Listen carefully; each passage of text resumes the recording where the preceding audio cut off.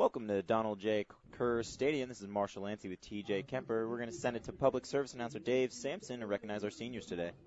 Between the visiting Vikings of Berry College and your Roanoke College Maroons. And now, ladies and gentlemen, let's meet this afternoon's starting lineups. First, the visitors from Berry College, led by head coach Sean Williamson.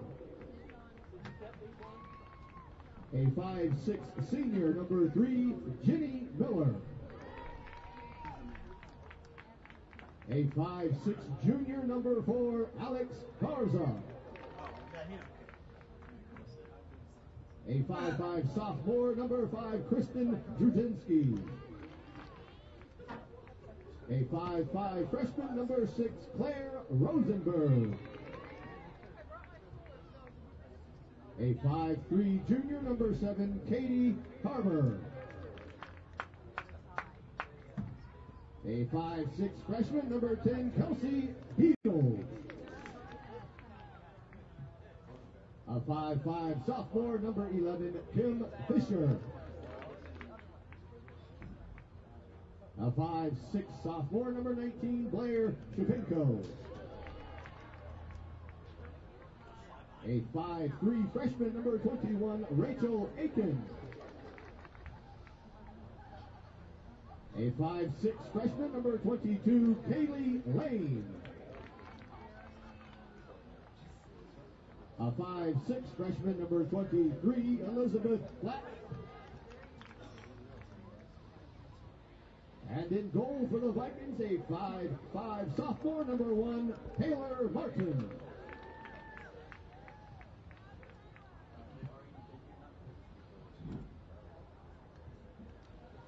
And now let's meet the lineups for the Roanoke College Maroons. First, the non-seniors.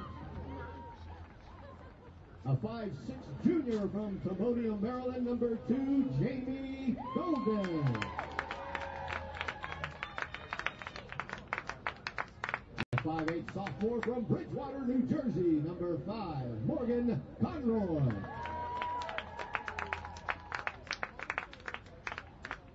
A 5'4" junior from Lexington, Virginia, number 8, Kathleen Wager.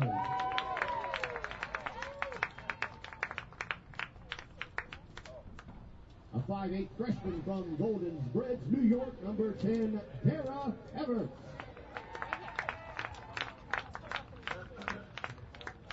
A 5'6" sophomore from Ridgewood, New Jersey, number 11, Allie Banana. A 5'4" junior from Mountain Lakes, New Jersey, number 14, Ashley Rickert.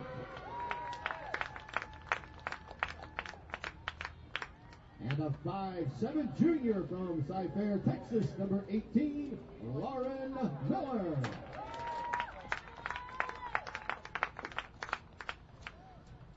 And now at this time, we would like to recognize our 2012 senior class for the women's lacrosse program. This group has played for the 2009 ODAC champions, advanced through the NCAA regional semifinals that season, in addition to 2 ODAC championship appearances. Our first senior to be recognized is a 5'8" attacker from Columbus, Ohio, number 7, Elizabeth Norwitz, escorted by her parents, John and Karen.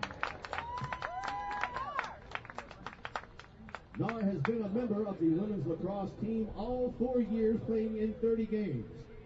She has started in all 10 games this spring, recording 5 goals, 7 assists, and 9 ground balls. A business major, Nar will graduate from Roanoke next month with a bachelor's degree. Ladies and gentlemen, Liz Norwitz.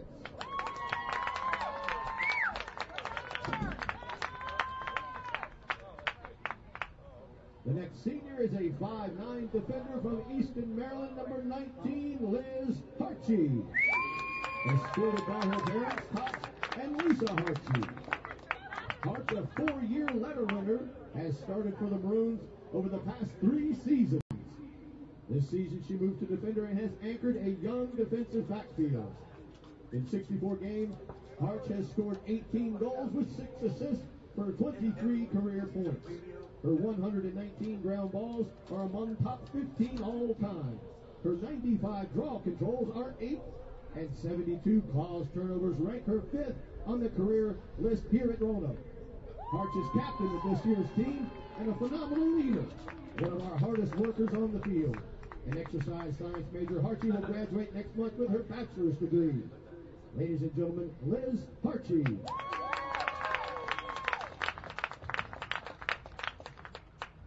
Up next, a 5'4" defender from Towson, Maryland, number 28, Katie Uvich, escorted by her parents, Tim Uvich and Ann Greenbaum.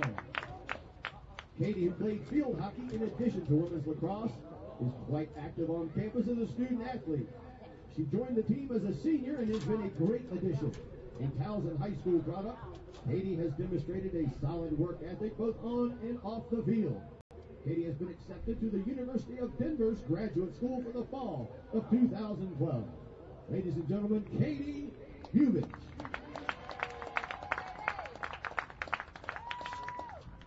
Last but certainly not least, 5'4" goalie from South Yarmouth, Massachusetts, number 76, Tina Ciccoloni, escorted by her parents, Ray and Karen Ciccoloni. Tina was a two-sport player as an all-ODAC goalie for the field hockey team. Tina joined the women's lacrosse team as a sophomore and has been a pleasure to coach. A 3-year letter winner for the Maroons women's lacrosse program, she has played in 18 games, starting 5 times, carrying a 3-2 record between the pipes. An English major, Ciccoloni will graduate next month with her bachelor's degree. Ladies and gentlemen, Tina Ciccoloni.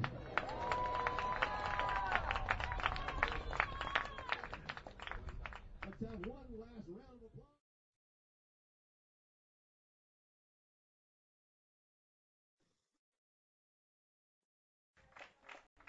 Welcome back to Kerr Stadium here in Salem, Virginia for today's women's lacrosse game, Roanoke College Maroons against the Berry College Vikings. Should be a great day for lacrosse, Marshall. I almost said Nick for a second.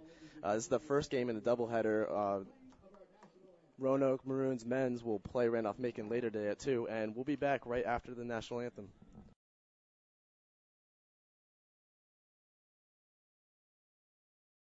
Smart and solid. Practical and professional. Making discoveries about yesterday. Creating visions for tomorrow. Lifted by a winning college spirit. Forging lifetime friendships with professors who prepare you for a place at the head of an operating table or another bright future. Roanoke College. Classic for tomorrow. Don't settle for bar food at a sports bar. Watch the game on a big screen and eat great food at a sports cafe. All Sports Cafe with 30 screens of sports and the best food around. Say no to bar food and yes to great food at All Sports Cafe in Roanoke and Salem. Be sure to catch Roanoke College Sports on Valley Vision TV, Comcast Channel 7 in Roanoke, Salem, Botetourt, Lexington, and Blacksburg. Brought to you by Mac & Bob's, Main Street, Salem. For programming information or schedules, go to valleyvisiontv.com. Mac & Bob's opened for business in 1980. Over the years, we've grown from 10 stools to a full-service restaurant that seats 330 people. Now we invite you to come try our new breakfast menu, featuring sweet potato pancakes, eggs Benedict, omelets made to order, stuffed French toast, homemade sausage and gravy biscuits, and much more. Open for breakfast Monday through Saturday at 8 a.m., Sunday brunch 10 a.m. till 2. See you for breakfast at Mac & Bob's in Salem.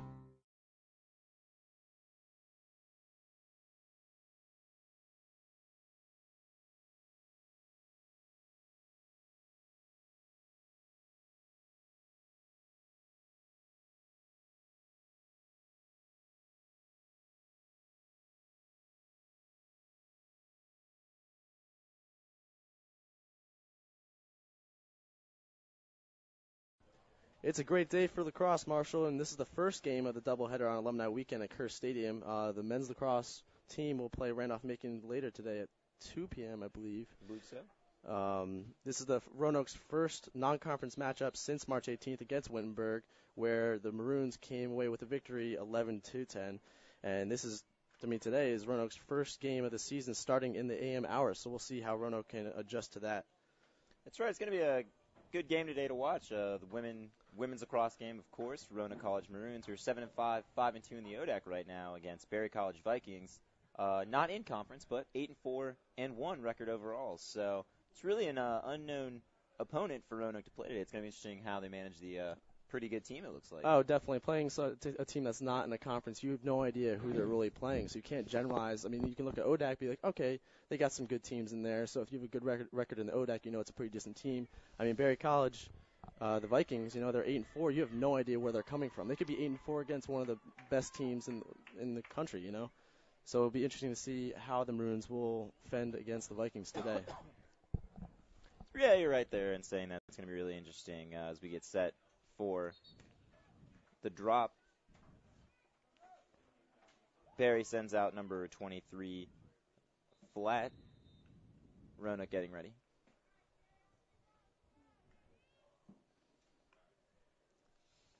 I mean, it's senior night, or senior day, excuse me. So you got to think the Maroons are coming out hard, especially after the Maroons were defeated by Sweetbriar on Thursday, ranked 5th in the country, 15-9. So that's a hard loss to come off of. You got to think that they're going to come out senior night hard, and they're going to set an example and not let Berry College get any leeway and take the lead. Yeah, you're going to think from the get-go they're going to come out with a lot of emotion and try to win this game hard for the seniors and also to right the ship again, coming now into a 2-game stretch of ODAC play, followed by the Christopher Newport finale. Everton for the drop again against Flats.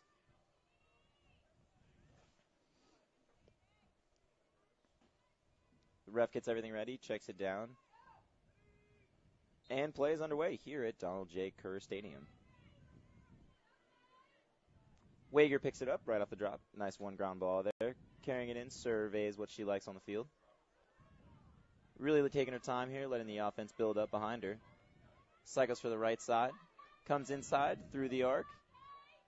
Takes the shot, and it is saved. Martin, nice stick save there on that one, TJ. Oh, definitely. It's really hard to save a shot like that, especially from Wager really up close. It's a great save by Martin. The Vikings working on their first clearance. Number 22, Lane, has the ball, carrying it down the near side. Come down, getting bumped by Everts. Going to be a foul called on the play. Everts tallied 4 goals and 5 points in the game against Sweetbriar on Thursday. She had a great game. We'll see how she fends today. Let's see if she stays in. Not liking how she started on the first, but definitely work it in. Vikings come in, carry. Stick save again. Stick was lost on the inside of the arc, though. Play is stopped.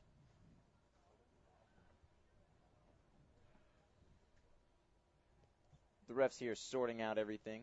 Foul called before the stick was dropped, actually.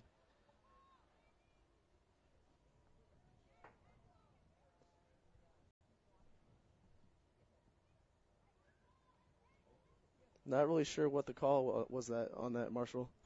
Yeah, not really sure. You can see Roanoke's having a couple of, or has a man sent off and a new substitute coming in. Not sure what the call is.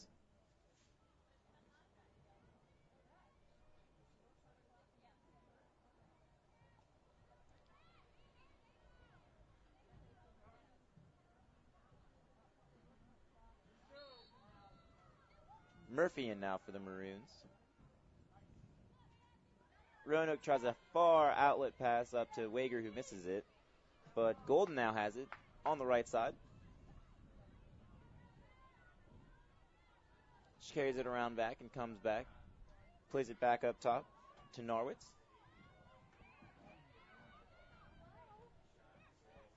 Everett has it now on the inside. He plays it inside to Wager. He takes a shot, and it is again saved by Martin.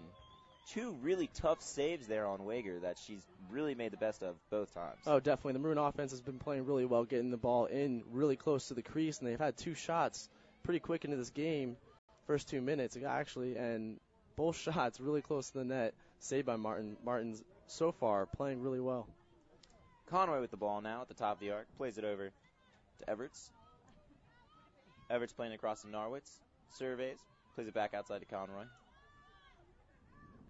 Conroy now tries a nice lead pass on the inside, not connecting though. Roanoke, though, does come up with the loose ball. Norwitz now has it, top of the arc. Plays it behind the net to Golden. Golden back outside. The Maroons somehow managing to maintain control here early on, even with these passes being broken up by the Vikings defense. I mean, a little sloppy passing is fine as long as, the Maroons are pretty good at coming back up with the ball after making a few mistakes, as we've seen already today. Banano now, seeing her offense set up, checks inside again, saved by Martin. Banano comes up with it, loses the ground ball. The Vikings trying to maintain possession, and Roanoke will now come up with it. Looks like she stepped out of bounds there on that one. Yeah, really nice attempt by Harchie there, but just stepping out of bounds to try to save the loose ball. Garza is going to start with it now. Oh, no, plays it up. We start with Flat now. Carried on the near side. Again, the Vikings right now going right to left, Maroons left to right. Harchie playing very aggressive defense outside on the perimeter. You don't see this a lot.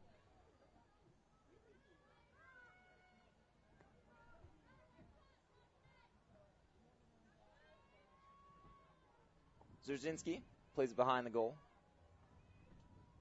The Vikings taking their time, really their first big offensive possession. They're going to take their time. Looks like they're going to set up a little offense.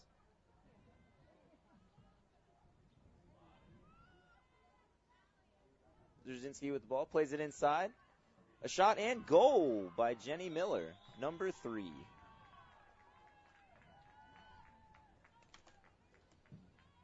The Vikings playing a very similar offense to the Maroons in a lot of ways, where they'll isolate one side of the field and they'll send all their players on one side and just send in one cutter as they have the ball at X. It's very effective.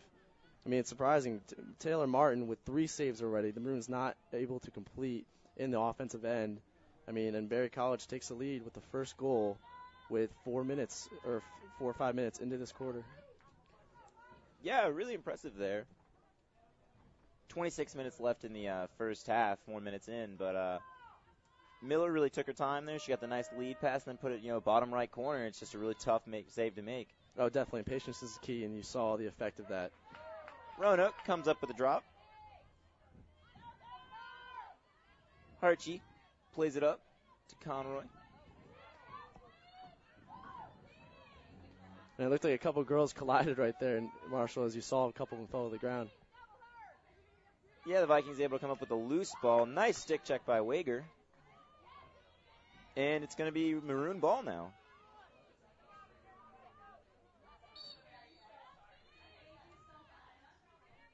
Wager plays it over to Norwitz in the center of the field. Now carrying it to the right outside.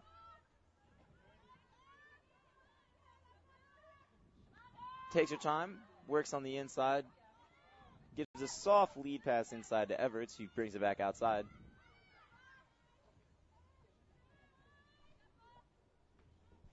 Everett's now taking her time. Roanoke really being methodic about the offense here early on. Wants to get this equalizer soon. Oh, and a great lead pass to Everett in the goal. Assist by Allison Banano. I mean, we just talked about the offense where you isolate a couple players and send the rest of your offensive players to one side of the field. That's exactly what you just saw right there. And both teams have used that play really effectively. Yeah, it seems like one of the plays we're going to see Roanoke run a lot today. We saw it a lot against Guilford when they played here last, and it's just one of those plays where Banana's on the far side, waits for the isolation cutter into one quick pass shot score. Roanoke now getting the equalizer 1 minute after the first goal, 24:58 left in the first half here at Donald J. Kerr Stadium. I mean, Everett's playing amazing this season. That was her 40th goal of the season. Now she comes up to 49 points, third out of total points, goals on the team, with Banano and Wager being the top 2. Banano winning the loose ball off the drop, carrying it up. Really takes her defender one-on-one, loses the ball, though. And the Vikings come up with the ball. Everett's thinking about a stick check, doesn't like it. Vikings playing it up top, working to the far side of the field.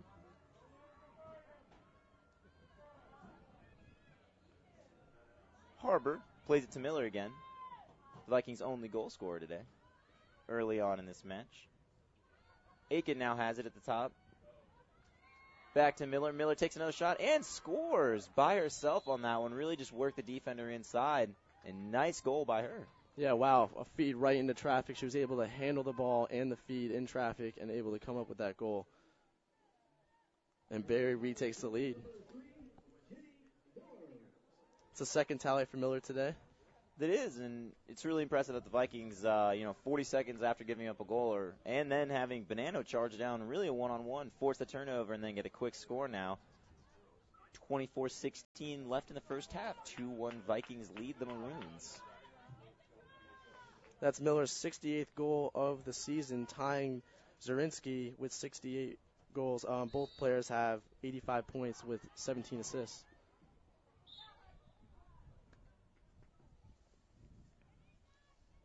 Harchie, foul on the drop. It's going to be Aiken's ball. Waiting for the restart. Here we go. Aiken now has the ball on the near side. Looking for a nice inside pass. Keeps it on the outside of the top of the arc to Miller again. Miller playing it inside. Comes back out to Aiken again. All right, TJ, you can see they're setting up this offense again where they try to run this isolation cutter. Oh, definitely a lot of cuts at the same time. Kind of fools the defense a little bit. You have no idea where they're coming from. It wasn't really isolation, but, I mean, they definitely had a lot of cutters. The Vikings are doing a good job at moving their feet on offense instead of just letting the ball do all the work.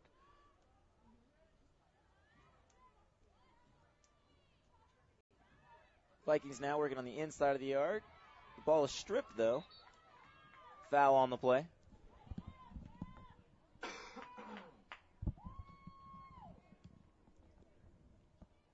The ref seems to be sorting it out here. I'm not quite sure the call.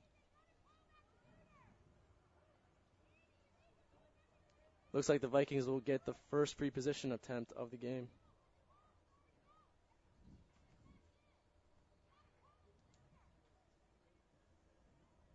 We have a lot of discussion here on the field now.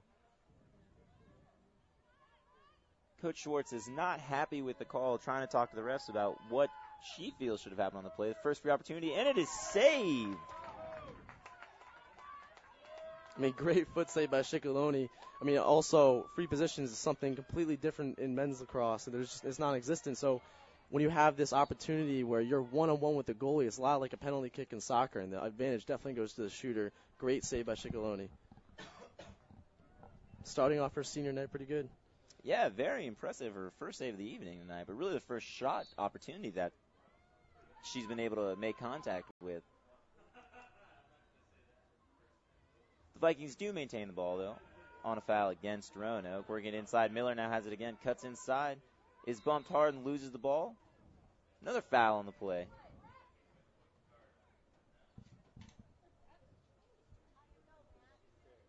Miller's going to have the ball now. Just outside the inside. Oh, no, he's clearing it out. It looks like another. Two quick free position attempts early in the last couple minutes, but Roanoke does a good job at preventing these. I mean, they are aggressive on defense, which is needed in this game. Lacrosse is very contact-oriented. And Miller gets her third goal, the hat trick early on, the lone goal scorer for the Berries. 22-13 left. Barry leads Roanoke 3-1, all on Miller goals. And Miller also leads Barry's team in total goals in the season now. You got to think that Roanoke defense is going to have to get together and work on a solution to stop Miller now, because even with one of the goals being a free position shot, she now has all three goals really running the Barry offense. Yeah, we definitely saw it in, I think it was the Wittenberg game where Bonanno had like 7 goals early on, and they just shut her down. It definitely affected, the offense in general, because when you have a player like that that's hot, they're running the offense, and you shut them down like that, it throws your offense off a little bit, and that's why that game was so close. Yeah, you're right in saying that. Now the drop. Everett comes up with it, loses it though. Saved by the Maroons. Number 19, Harchie now has it on the far side. Coming out really aggressive D by Barry right now. Plays it behind the goal to Golden. Sees what she wants. Sees Banana cutting in. Doesn't like it. Plays it back out. Now she sees Banana behind the goal. It seems to be one of Banana's favorite routes. Plays inside to Wager, who save again by Martin. Really impressive leg save there. Banana tries to rescue a pass, is unable to, but after a turnover, she now does have the ball at the top of the arc. Banana shoots, save again by Martin. This is 5 saves already early on by Martin here.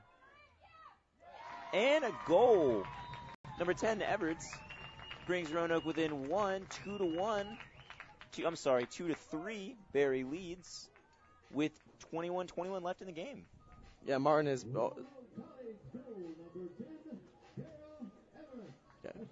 Yeah, that goal was by Everts, and I mean Martin's doing a great job shutting down Everts, Bonanno, and Wager today, who are huge goal scorers for the Roanoke Maroon offense.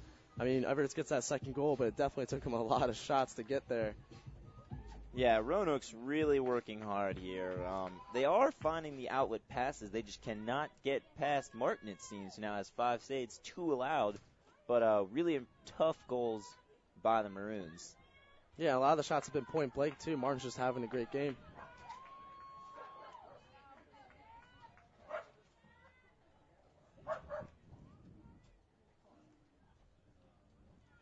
Getting set for the draw here now. Everts again in for the Maroons. Ball's up. Neither team really able to get good position here, get a nice possession. Roanoke does come up with it, though. The Maroons are now 5-5 today for the draws, which is surprising when you look at the score. They're losing. Usually when a team dominates on draws like this, they will get the lead. Yeah, you're right. Conroy now looking for the nice pass, plays it up to Everts again. Takes her time, plays it over across into Norwich, takes a shot, saved. Kathleen working hard inside of the arc to try to come up with this ground ball. Now Roanoke has possession. Oh, yeah, Maroons did a great job at getting that rebound there and remain with possession on offense. Bonanno plays it upside to Conroy. Conroy over to Everts. Everett to Norwood.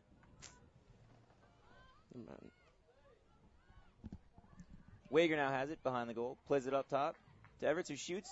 And goal! Impressive early on. A hat trick by both Roanoke and Barry here early on in the game. 3-3, 20-23 left in the game. It's not very often, TJ, that you're going to see 2 teams, both with 3 goals, both players with hat tricks. It's that just pretty unique to happen in this game. I mean, usually, I don't know a lot about Barry College, but Roanoke has been very good at being versatile, which means every player pretty much can score when they're on offense. And, I mean, we've seen it a lot. Some games we have like 9 different Maroons scoring. But today it just looks like we have Everts and Miller just running the offense and ended up getting those looks in traffic and able to complete. So it looks like we have 2 players right now that if either team can stop them on offense, I mean, we might see a different game. No, yeah, and it looks like Barry's the same way. The Vikings have 6 players with double-digit goals this season, so it's really interesting to see that just both players are having phenomenal games early on. Roanoke, again, comes up with another draw.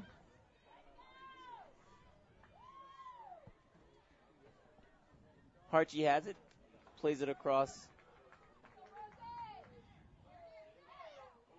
Oh, an impressive stop by the defense. Golden takes a shot and a stick save by the defender. The Vikings now come up with it far side. Played across to the center. Miller now has it. Who again plays it up. Trying to work on a fast break here. The Vikings have the Maroons on their heels of sorts. Miller again has it on the outside. Plays it across to Aiken. Aiken taking her time. Not a lot of movement. She's calling out a couple plays. Plays it over across to Zarinsky, who plays it behind the goal. Now surveying. See what the Vikings want. Zarinsky again has it. Looks like they're going to try to set up this same play they scored on earlier on. Miller checking in. Everts, though, has a tough defense on her, not able to get in. Roanoke forces a nice turnover. Harchi now has it. The Vikings, though, have her bottled up, has to play it back inside to Shickaloni, who plays it far upside. Wager now has it, just crossing midfield. Roanoke now working on the fast break. Wager still coming in strong, takes a shot, and goal by Wager. Roanoke now takes the lead for the first time, 4-3, 18:39 left in the game. I mean, that whole play started with Harchie getting that stick on the Barry offender and able to get that ball. You don't see that a lot because you can check the girl's stick in lacrosse, but it's very hard to. You have to be very precise about it. So when you have a defender like Harchie who can have that precision with that check and get it on her, even when she's facing her, and then able to get that transition, get it to Wager, and get that goal in transition. Just a great play by Roanoke up and down the field. Yeah, not even just that, but the pass that Harchie did defend was going to a streaking Barry right down the center of the field. So then you have a one-on-one with the goalie. So that could have been a 2-point kind of swing there where Barry goes up another point, or now Roanoke who gets the turnover. Oh, definitely that one stick check went from, Barry taking the lead to Roanoke taking the lead. Miller now wins the draw. Vikings' first one of the day.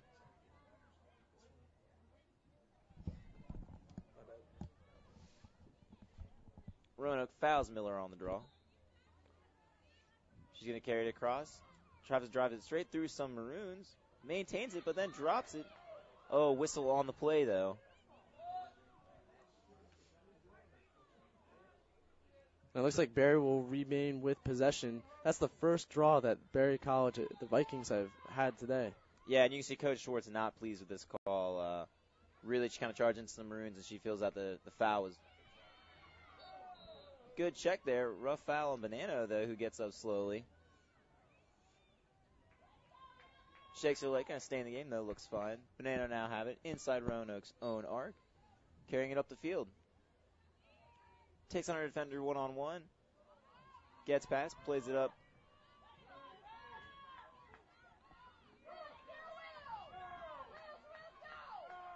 Roanoke now plays it. Tries to do a pass over the top. Unable to connect with Nisley, though. It's going to Roanoke turn it over deep on the far side of the field. 17:15 left here at Kerr Stadium.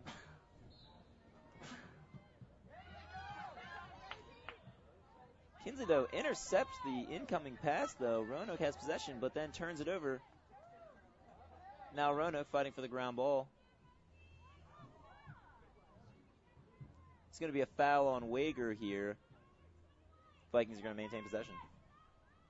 Unfortunate, the Maroons almost got a lucky break there on offense where, the Vikings were set up in their clear and they weren't really protecting the goal. And then Nisley with a great snag there, almost a great opportunity for the Maroons. Again, the Vikings struggling to get the ball out, kind of rolled in front of the goal before Miller's able to get possession of it and carry it out. Wager gets a nice check there, forcing the turnover. Everett's now carrying it down the field. She's going to wait for some offense to build up behind her. I mean, in 2 straight clear attempts by the Vikings, the Maroons have been able to utilize their ride and get the possession back. I mean, the Roanoke ride is one of the main reasons why they dominate on offense, because they can stop that transition. Roanoke really doing some quick passing here, now working it behind the goal. I mean, you're going to see a lot of offense driven by the X. And what I mean by that is right there, you're going to get these feeds from X where they'll shoot out from the clump in the middle, and they'll try and handle it and get a goal, with a shot right on top of the crease. Yeah, I mean, you see it right there. Everett gets the quick pass inside to Norwich, who just puts it just over the top of the frame. It's a tough break for Roanoke, but you can see that their offense is operating. Oh, yeah, the Maroon offense is operating really well. Just Martin is having a hell of a day. You see Coach Schwartz again upset with the call. The refs didn't feel that it was a shot on the play. Thought it was a pass, so it ended up turning over and becoming the Vikings' ball.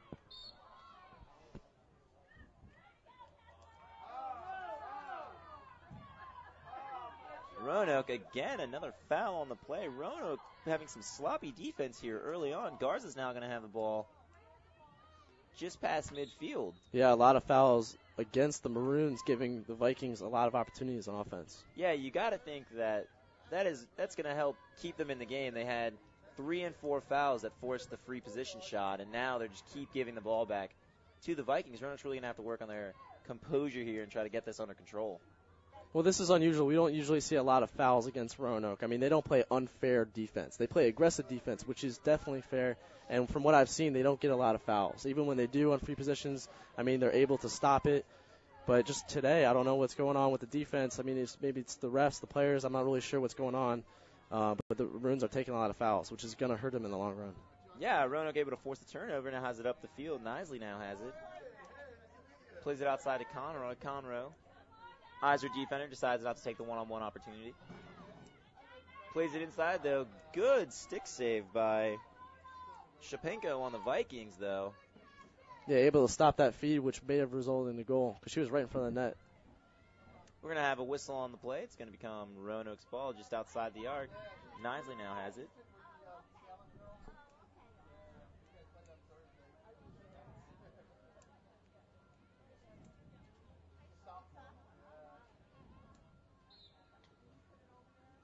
Plays it to Bonanno. Bonanno coming across the center, takes a shot and save again by Garza. Really holding down this defense for the Vikings today. Has a couple nice saves and stopped Wager a few times, I believe.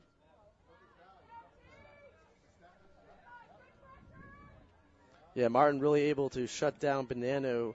I mean, that's not an easy thing to do. She's had many games with hat tricks or more. I mean, even on Thursday against Sweetbriar, she had 3 goals and dished out 3 assists. I mean, she's been playing amazing, but Martin's been able to shut her down, which is definitely hurting the Roanoke offense. Roanoke, again, able to force turnover in the transition of the Vikings. Golden comes up with it, plays it to Everett, who's now letting the Roanoke offense build up with her. Wager has it on the near side.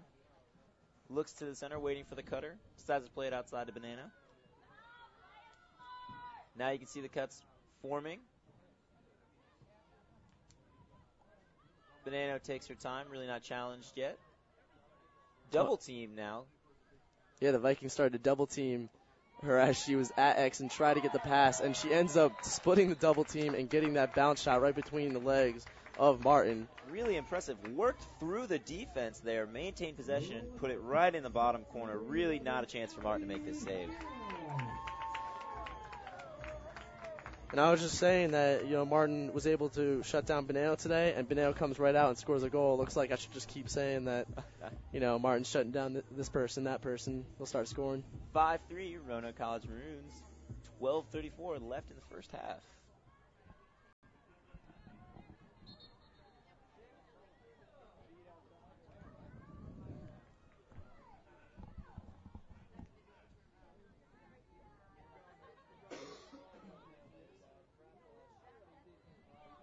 Wager now in for the draw. We're going to get a quick stick check by the refs.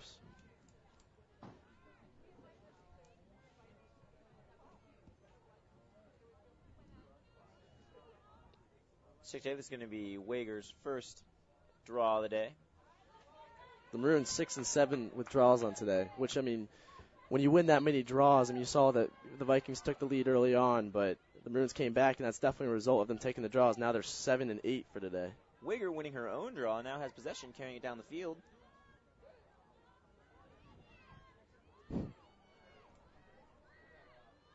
Plays it to Norwich, who brings it outside the goal. Tries to get a turn on, can't really, has to pass it back behind the goal. Nisley now has it.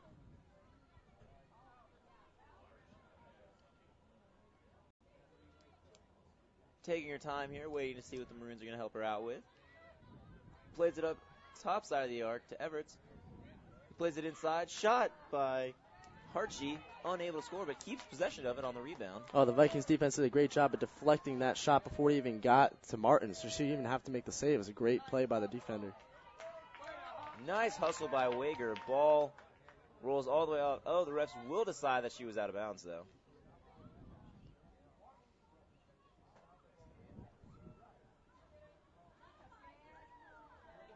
Unfortunate break. Really nice hustle play by Wager there. Runs all the way across the field to try to save the ball. The refs are going to say that her foot was out of bounds when she came back in to pick it up, though. Vikings ball now, deep in their own end.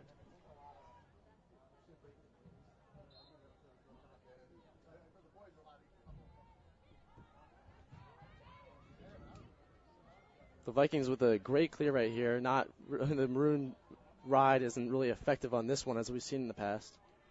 Yeah, that's right. Really fortunate they were able to get out of the transitional. That's where most of their turnovers have been coming from. They're not turning it down really in their own end. They're turning it over in the middle of the field. Oh, definitely. The Maroon ride has been really effective today, but it's good to see Berry College getting a good clear in here and a good offensive possession because now they have a chance to come back from this 2-goal deficit. Shapenko goes one-on-one, plays it outside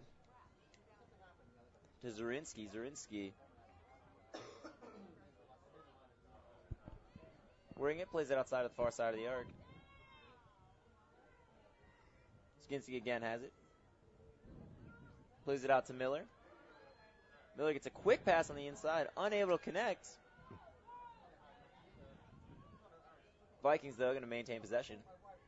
Working out on the far side of the field coming in. Going to bring it back to X where we've seen a lot of offense been run from. Oh, and Miller gets her 4th goal of the day. A nice pass from behind the frame. Comes on top. She just really comes up and one touches it right into the bottom. Really tough save to expect Shaloni to make.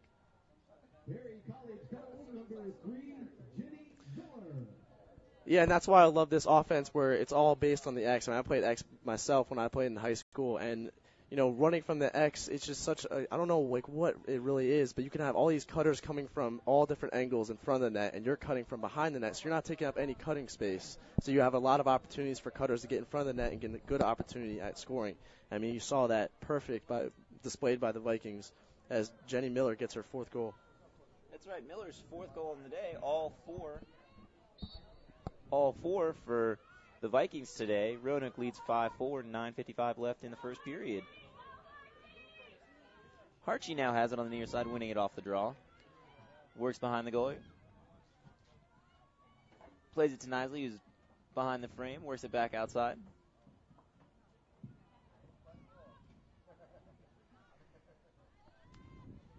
Norris now has it at the top of the arc. Plays it across the Venano by herself. Shoots and scores by Venano.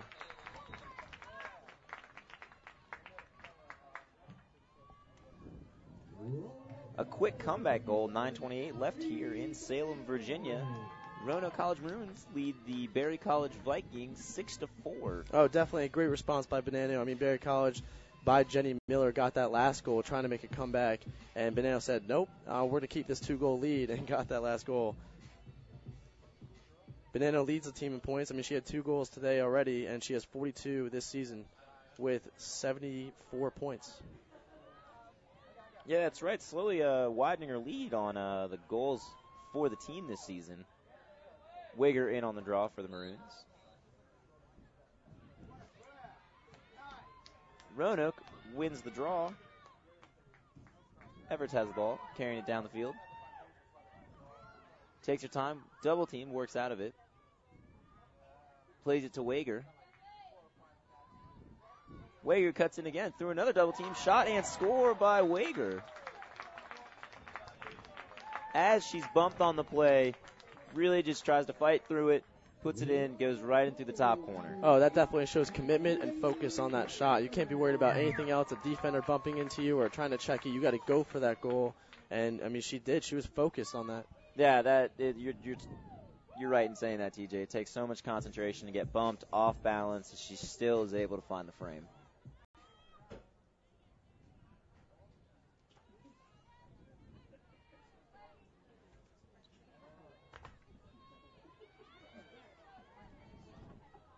Roanoke College, 9-7 left so far in the first half, leads Berry College 7-4 after, again, a Wager goal.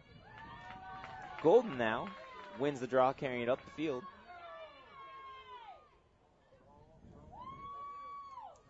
Miller, defense. Golden plays it to Wager, who's outside the arc. Surveys, plays it over to Everts. Everts gets a nice feed on the inside to Conroy. Unable to maintain possession, though. Bonanno gets it as a loose ball, rolls to the outside. Bonanno back out to Everts. Everts Takes her defender one-on-one and scores. Everett's 4th goal to here today at Salem. Yeah, Everett's having a great game today. Definitely Wager, Everett's, and Beneno, as we've seen in the past, great offensive weapons. And Martin able to stop them early on in this first half, not so much so in the late part of this first half. Yeah, really impressive. Roanoke working the offense, unable, so Everett decides she's going to take it in one-on-one. Beats her defender, puts a quick shot in. Really tough to expect Martin to try to make that save.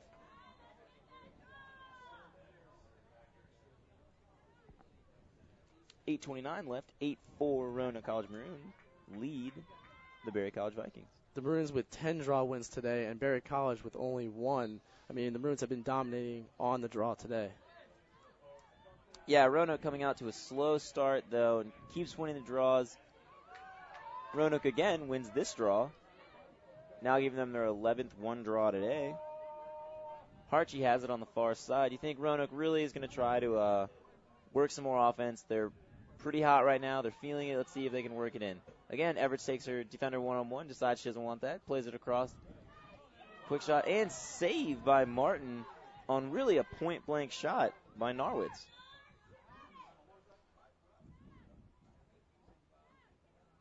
There's a whistle on the play. It's going to be Vikings ball. Foul on Norwitz there.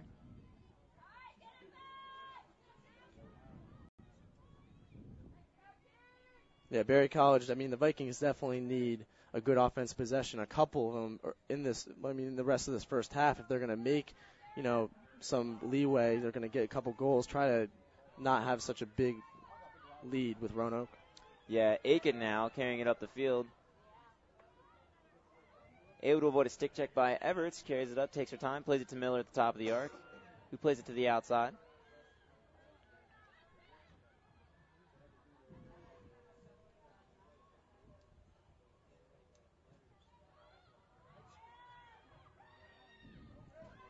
Vikings going one-on-one. Offensive foul, though. She tries to push through a defender.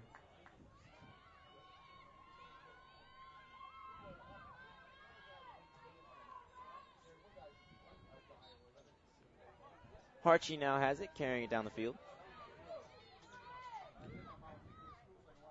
Just crossing the midfield line. Looks like Miller's going to be content to just try to keep her on the outside and let her defense catch up with her. Yeah, great defensive play by Miller, not letting Roanoke get the fast break as they get a quick goal. Banana to Wager from the outside. Wager one-on-one with the goalie, puts it right past Martin. Wager now getting her 3rd goal for the hat trick in a 9-4 game. 6:26 left in the first. I mean, already today, Wager with 3 tallies, you know, a hat trick. Everett's also with a hat trick, 4 goals, and Banana with 2 goals. Martin was able to stop him earlier in this half, but I mean, recently, these last couple of minutes, they've been on a roll, and they've just been finding that sweet spot. Yeah, Roanoke really feeling good right now. Came out on senior day, a lot of passion. Fell behind early on, but has now rattled off 5 straight goals unanswered. Well, actually, all 3 of these players are not freshmen, but they're definitely playing well in the senior game. Vikings win their 2nd draw of the day here. Aiken has it. Plays it up to Miller at the top of the arc. Trying to set some offense so they can really stop the bleeding here and get a goal.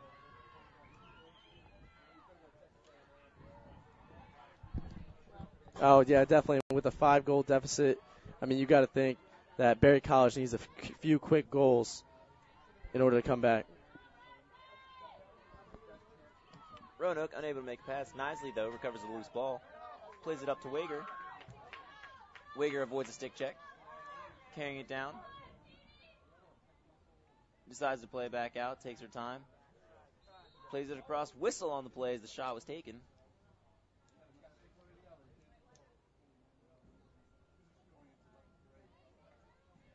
It's going to be Roanoke ball. Refs are saying that Wager was fouled on the pass, it looks like. Yeah, and the Maroons will maintain possession, you know, giving an opportunity to extend this lead of 5 goals. It's going to be interesting to see if they try to run the same play, having someone cut in from the outside of the arc. Decide not to, plays it over to Conroy. Oh, it's not broke, don't fix it. Shot and score by Conroy. A pass from Golden on the outside, plays it in, and really just a quick fire right off the draw and scores. That's Conroy's first tally of the game, and this is what I'm saying. Already in this first half, 4 players from the Maroons have scored already, and that's why the team is versatile.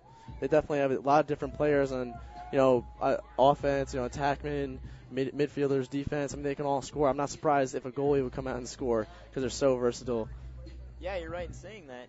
10-4 here at Donald J. Kerr Stadium. 5:13 left in the first. Vikings are going to take a timeout here. Looks like they're going to sort some defense out, really see if they can get a quick score or another stop late in this first half.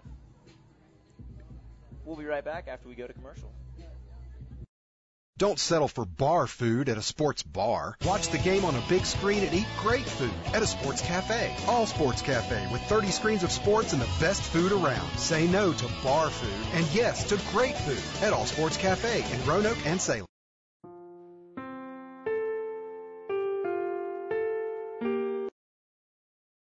Roanoke College. Timeless and true. Smart and solid. Practical and professional. Making discoveries about yesterday. Creating visions for tomorrow. Lifted by a winning college spirit. Forging lifetime friendships with professors who prepare you for a place at the head of an operating table or another bright future. Roanoke College. Classic for tomorrow. Don't settle for bar food at a sports bar. Watch the game on a big screen and eat great food at a sports cafe. All Sports Cafe with 30 screens of sports and the best food around. Say no to bar food and yes to great food at All Sports Cafe in Roanoke and Salem. Be sure to catch Roanoke College sports on Valley Vision TV, Comcast Channel 7 in Roanoke, Salem, Botetourt, Lexington, and Blacksburg. Brought to you by Mac and Bob's, Main Street, Salem. For programming information or schedules, go to valleyvisiontv.com.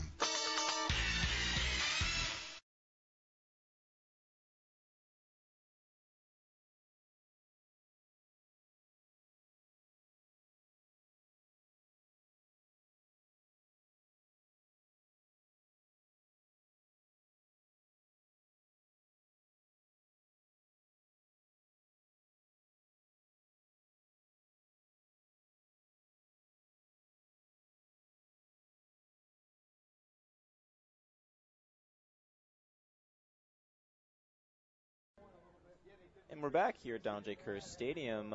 During the break, Sean Williamson, after the timeout, walked all the way to the center of the field to talk to the refs there after they get out of their timeout. Yeah, I wonder what that was about. You really can't think he's too upset with some of the calls today. Barry seems to be getting a lot of fortunate calls their direction here in Salem. Yeah, definitely.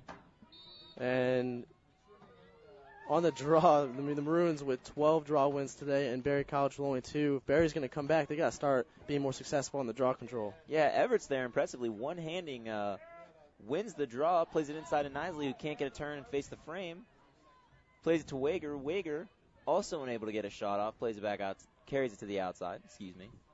Good defense by the Vikings preventing these shots. Wager can't get a turn, plays it outside to Bonanno. Bonanno now working in, spins around her defender. Unable to maintain possession as the Vikings get a nice stick check to make her fumble, but she does keep possession as it rolls out of bounds. That was a great roll dodge by Bonanno, and she got so close it looked like she was a little antsy and just kind of fumbled the ball a little bit. Ended up on the ground. She couldn't get the shot off. Wager maintains possession, plays it to Bonanno, who takes a shot, and it is saved by Martin. Roanoke, though, keeps possession on the rebound as Golden takes a shot and scores her first tally for the day.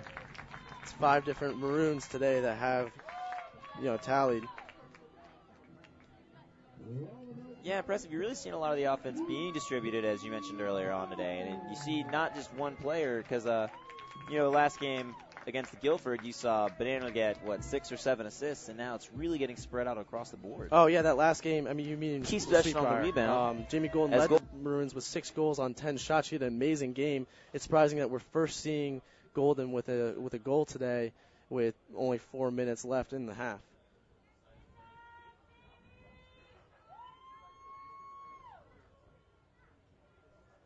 Roanoke now having a stick check, getting ready. Wager on the draw. 11-4 here at Donald J. Kerr Stadium. 4:15 left in the first half. Both teams struggling to get possession here. Everett's wins it, though, already deep in Vikings territory. Everett's goes one-on-one, takes a shot. It is blocked by Martin. Another nice save by the Vikings keeper. And Everett's actually ended up on the ground in that play. The defender, it looked like her and her defender kind of tangled up feet a little bit, hit the ground pretty hard after that shot. Yeah, we have a Viking down, number 21, Aiken. Rachel Aiken gets up slowly. Looks like she's okay. Going to stay in the game, though. Looks like the Maroons bench was trying to get a call on there because they thought Everett's got fouled inside the arc. This should be a free position as far as they're concerned. But the Maroons, the Vikings will have possession. No, it looks like Sean Williamson, the head coach of the Vikings, is going to go ahead and take her out. We'll have her checked by their athletic trainers. Yeah, I hope she's all right. She hit the ground pretty hard. Yeah, Rachel Aiken, again, jogged off the field of her own accord, though, so looks like she'll be all right. Roanoke lost possession, though. Now Vikings have the ball. Played it to the goalkeeper. Martin now with the ball, surveying. Really not getting much help from her defense here. Miller comes back, though. Plays it up. Now they're working it out. Again, Roanoke makes it really tough on you to get these transition passes up.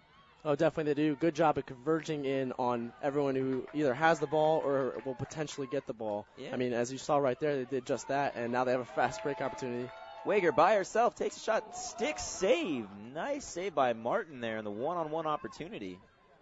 Oh, yeah, Martin's been having a great day in these point-blank situations, which is really hard for the goalie. Great stick check by Everett's right there on the ride. Everett's back-to-back turnovers there.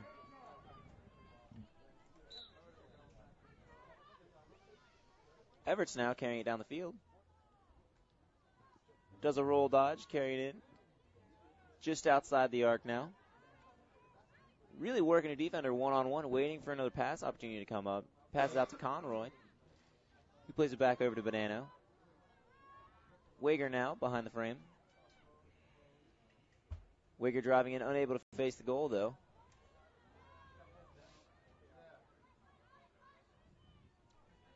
Ground boy. Conroy comes over, gathers it up, plays it across the field. Everett feeds inside, Nisley working the goal, and goal by Nisley, her first tally of the day. Yeah, you don't see many sidearm shots by women's lacrosse players, but that was a great one, right to the right of the defender and right between Martin's legs. I don't even know if I would say that was more underhand shot. She rolled that one right in the frame. I was not expecting really that, Marshall. Very nice goal there by Nisley to make it a 12-4 game, 2:22 left in the first half. And that makes it 6 different Maroons that have tallied today.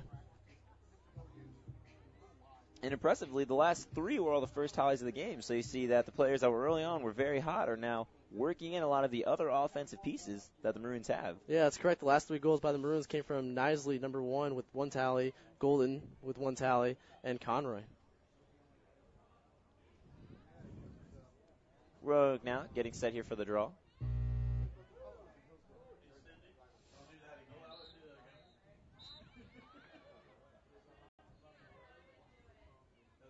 They're going to have to restart here. The ball didn't go high enough in the air. The ref decides, so Wager and Flat are both going to get set to do the draw again.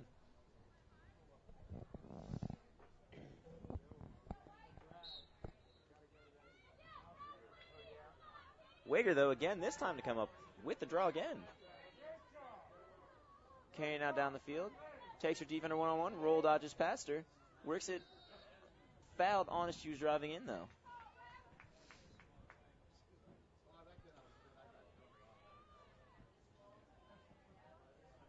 And this is going to be Roanoke's first free position attempt by Wager. So Wager now getting set at the top of the arc. First free position. Drives it in, takes the shot. Leg save now by Martin. Martin today has just been able to really slow Wager down, even with her 3 goals today. Bonanno has it at the top of the arc. driving in, takes her time, shot, and score. Nice, really reaches past her defender and takes a shot away from her body. You don't really see that often. Oh, definitely. She did a great job handling that ball in traffic, in the middle, right in front of the crease, and getting that goal. And Bonanno becomes the third player today for the Maroons to have a hat trick. Well, it's not surprising that the top 3 point scorers for the Maroons have hat tricks today. It's true. 13-4 here in Salem, Virginia on Alumni Weekend. 1:45 left in the first half. That brings up Bonanno to 43 goals on the season.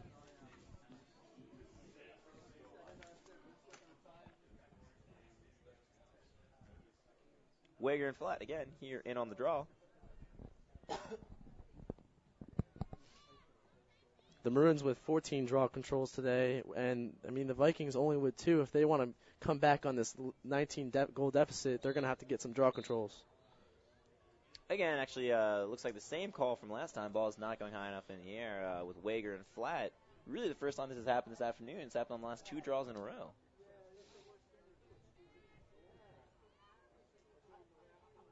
They get set again. Ball's in the air, and Wager able to come up with it. Looks like a little unsure she had it after she won that, though. Turns it over.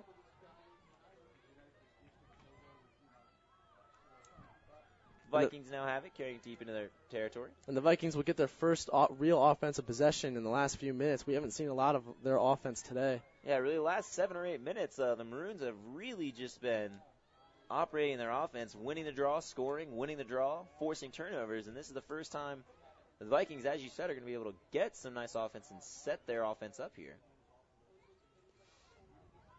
She's going to take the goalie one-on-one. Nice save, though, by Shaloni. Plays it up to Harchie, who does turn it over, though. Maroons fouled on the play. Rickert knocked over as she was going for a loose ball.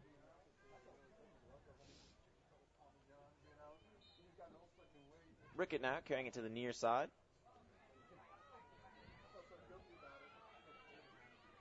Taker and defender one-on-one, really running with her, not having to pass it yet. Carries it all the way down the field from the defense. Behind the frame, plays it outside. 35 seconds left here. Let's see if Roanoke is going to try to get another goal quick. Oh, and a nice stick save here by Martin. 25 seconds left in the half. Yeah, it's a great shot by Norwitz, but Martin saw it coming, and great stick save. It's not an easy thing to do. Vikings here going to try to operate quickly now. 16 seconds left. Roanoke, though, forces the turnover now. Wager has it. 10 seconds left. Wager coming in. 5 seconds. Let's see if she can get the shot off. Oh, and she just misses. Goes wide to the left with 1.5 left. It will stay Roanoke's ball, though.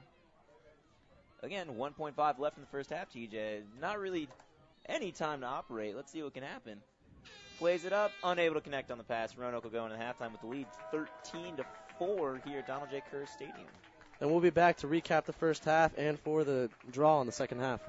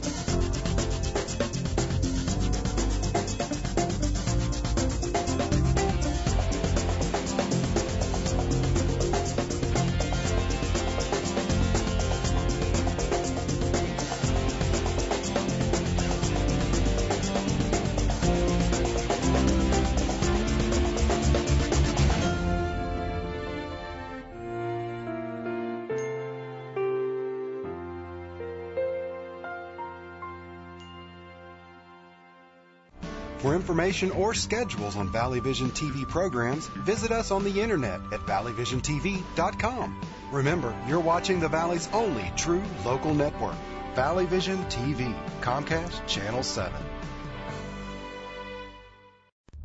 After Hobart had eliminated Roanoke from the NCAA tournament in 2 of the previous 3 seasons, Roanoke College finally got its chance for revenge and upended the hosting Panthers with a 1-point victory in the 1978 NCAA Division II Lacrosse Championship. In a game played before 4,200 fans at Hobart's Boswell Field, Roanoke jumped out to a 7-6 first quarter lead, but Hobart bounced back with 5 goals in the second period to take an 11-9 lead at halftime. In the second half, the Maroons' defense stifled the high-octane Hobart attack and outscored the Statesmen 5-2 in the second half. With the game knotted at 13, head coach Paul Griffin ran a trick play to set up the winning goal. In the title game, John Sullivan made 18 saves. Over 3 games in the tournament, he stopped 43 shots and was named the tournament's most valuable player. 5 different players were named to the All-American squad.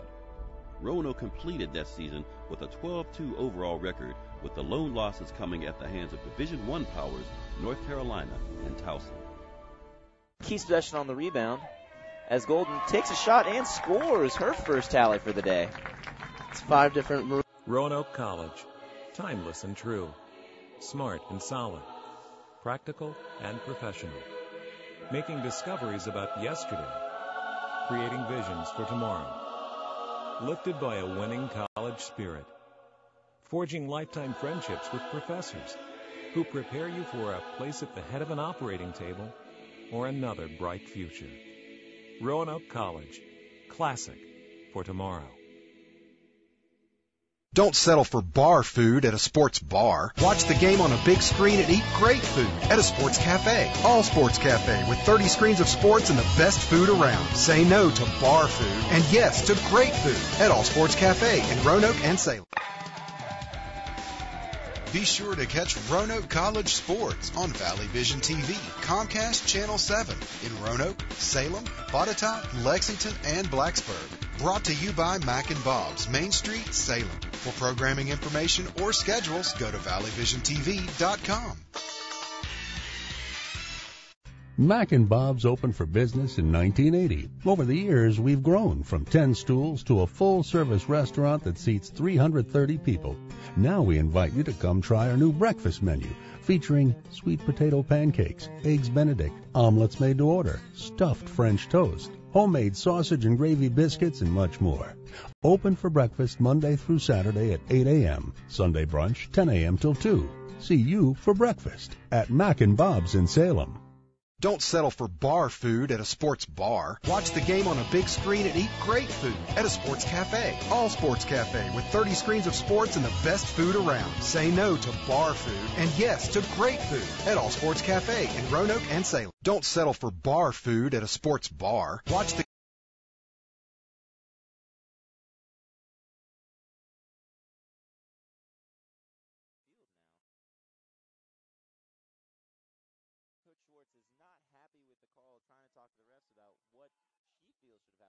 First free opportunity, and it is saved. Field now. Coach Schwartz is not happy with the call, trying to talk to the refs about what has it, just crossing midfield. Roanoke now working on the fast break. Wager still coming in strong, takes a shot, and goal by Wager. Not challenged yet. Double team now. Yeah, the Vikings started to double team her as she was at X and try to get the pass, and she ends up splitting the double team and getting that bounce. Norris now has it at the top of the arc. Plays across the Manano by herself, shoots and scores by Manano.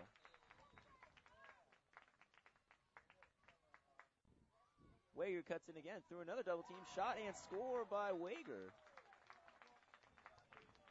As she's bumped on the play, really just tries to fight through it, puts it to the outside. Then back out to Everts. Everts takes her defender one-on-one and scores. Everts let her defense catch up with her.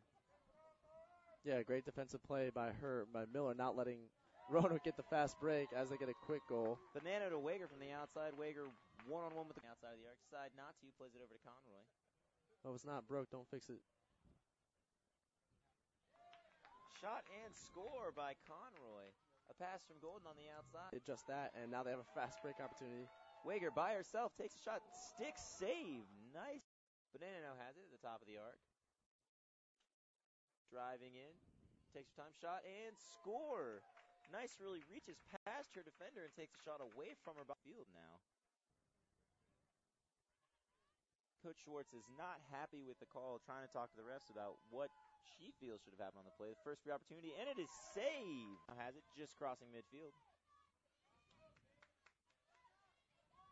Roanoke now working on the fast break. Wager still coming in strong, takes a shot, and goal by Wager. Really not challenged yet.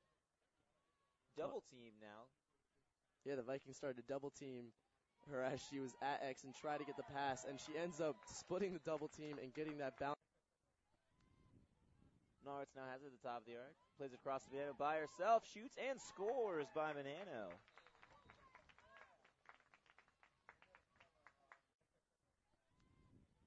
Norris now has it at the top of the arc. Plays it across the Manano by herself. Shoots and scores by Manano. Really not challenged yet.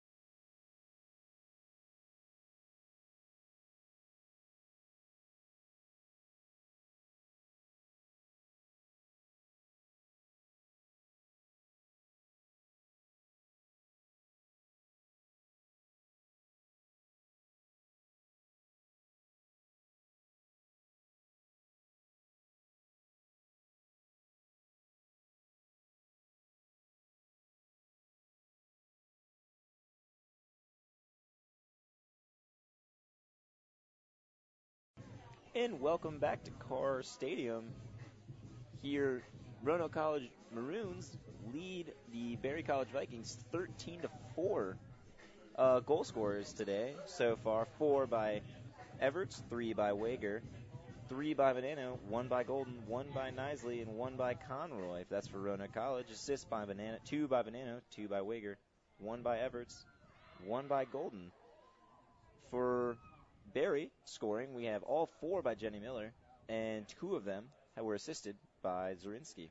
Yeah, very interesting statistics. You see a lot of goals being scored by different girls on the Maroons. I mean, the one person, Jenny Miller, she scored all 4 goals for the Vikings. I mean, she's the offensive weapon for that group. A couple interesting stats here. I mean, turnovers. Berry College has had 12 today. Roanoke with only 6. And face-offs, Berry with 2 out of 17, and Roanoke with 15 out of 17. If Berry's going to come back, they got to, cut down on those turnovers and try and win some more of these draws, because it's very hard to win when you don't have the ball on offense. Yeah, it's also interesting you see that Roanoke College has had 30 shots, 25 on goal, where Berry's had only 6 shots, all 6 on goal. But, just the huge disparity between the number of shots. We're really talking about the offense, and you can see this reflected in the score. Oh, yeah, you can't expect to win a game when you only have 6 to your opponent's 30. I mean, there's just so much more opportunities when you have more shots on goal. And even shots on goal, Roanoke College has had 25 of them. And, you can't score if you're not shooting on goal. Yeah, Roanoke now has freshman goalie in, though, Curtin in.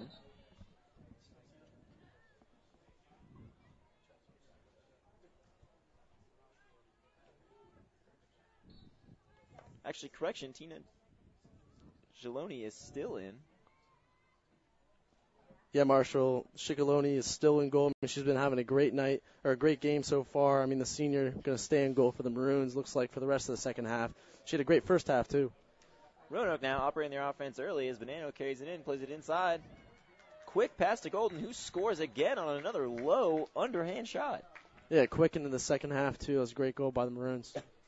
Very efficient offensive possession. Yeah, early on, 33 seconds in, Roanoke now leads 14-4.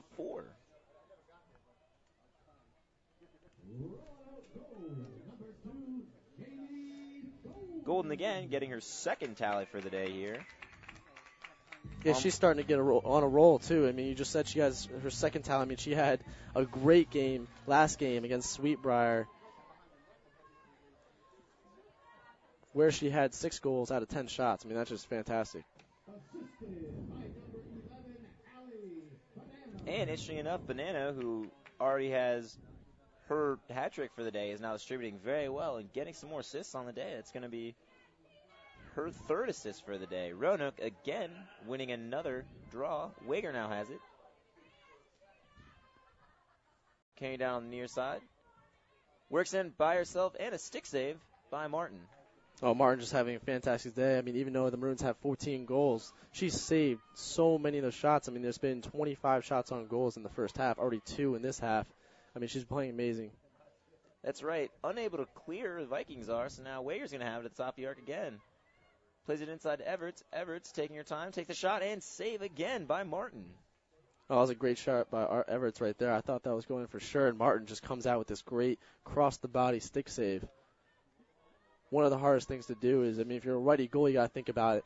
Then your stick is covering the top right of the net, and you're going down to the bottom left. And a goal by Harchie. In the meantime, Roanoke now on a roll, 15-4, 27:51 still left in this game.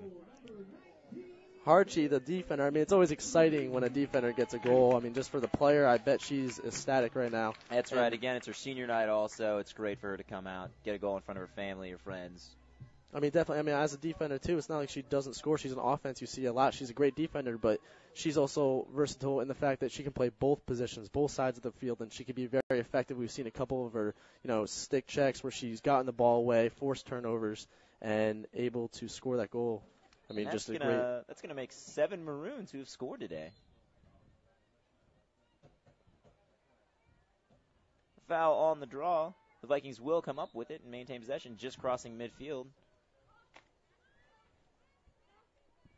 Zurinsky now loses it but maintains possession, comes back, working on the inside.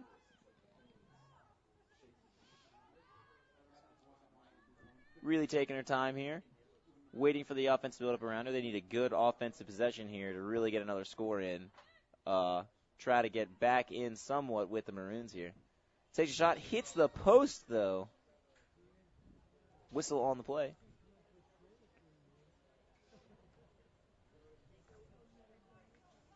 Play has been stopped. The ref is calling in the head ref from the center of the field to discuss what happened. 15-4, 26-25 left in the game.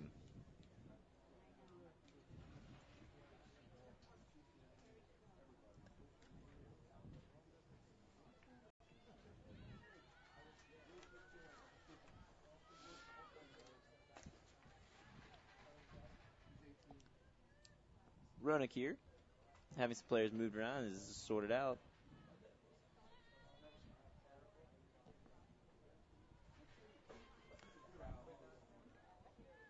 Marshall, I'm not an expert on women's lacrosse, and I've never seen this before. Well, whatever it was, Bonanno comes up with the loose ball, plays it to Wager, and now they're running the offense. It's kind of like hockey when you do the draw on the side, I guess. Yeah, you see a similar thing sometimes in soccer where the ref will put 2 players together and drop the ball between them, and then the play begins. So, similar thing, the ref tosses the ball in the vicinity of both of the 2 players, and Roanoke comes up with it, now operating the offense. Vikings, though, deep in their own end, intercepts the pass. Yeah, I just don't think you see that very often.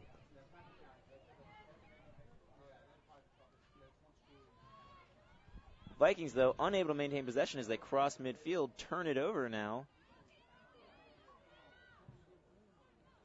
Nisley now has it, working on the inside.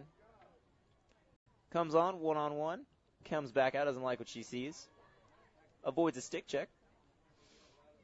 Takes her time deep outside. Plays it across to Golden. Golden plays it all the way behind the frame to Bonanno, who plays it to Everts. Everts shots and score. Bringing her total up to 5 on the day, TJ.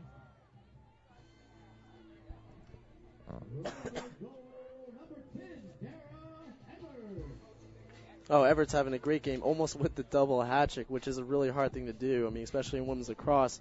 I mean, Everett is an offensive weapon on this team, and she has been able to get these double hat trick games. I mean, when you score that many goals in one game, you got to think that, I mean, she, along with Bonanno and Wigger, are definitely running this offense. I mean, definitely assisted by other people. I mean, Golden's having a great game, too. Nisley, Conroy with Italian, Harchie playing amazing. But these three players, Bonanno, Everett, and Wigger, definitely standouts on the Maroons. Yeah, and I mean, you can see from the Vikings defense that on that possession, they really shut down Wager, but there's just too many tools that Roanoke has in their offense to really stop the scoring. I mean, you saw in the beginning of the game, Jenny Miller getting those, quick 3 goals.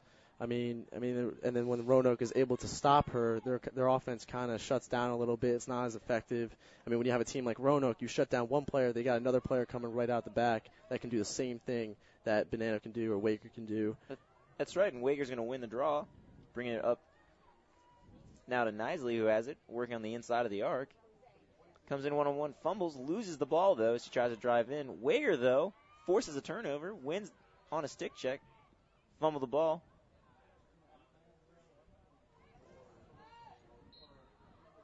And a whistle on the play. A lot of bodies in that small vicinity.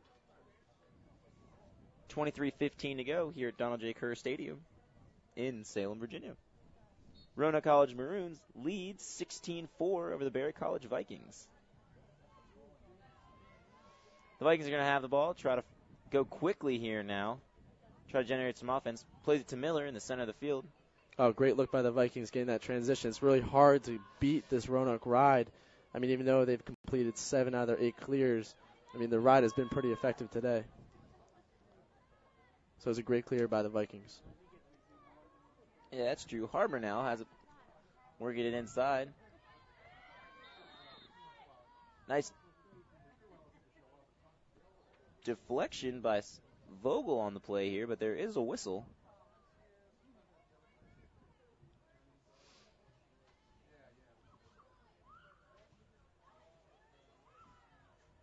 It looks like they're going to bring it back, and it'll be Viking ball.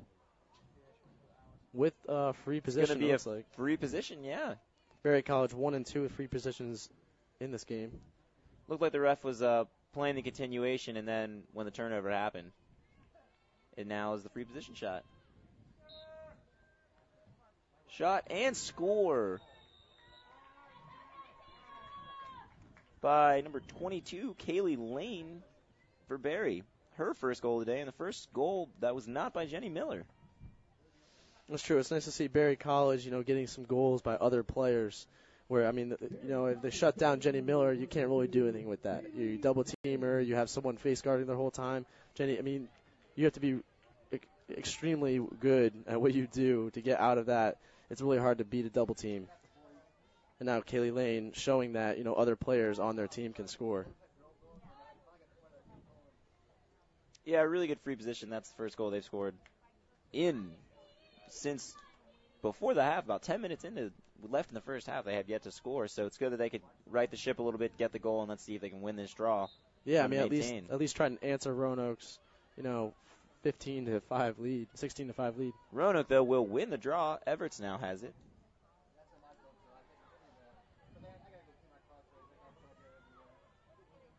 Everts plays it to Conroy. Conroy now has it at the top of the arc. Plays it back to Everts. Ball being worked around through a lot of Maroons right now.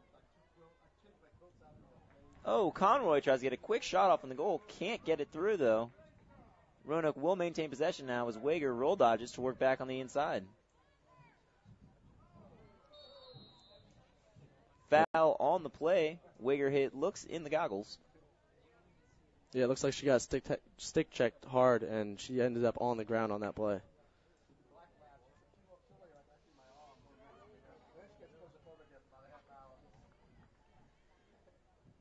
And that's the first man-up opportunity for Roanoke today. First actually yellow card today. That's right. Lane getting sent off the field.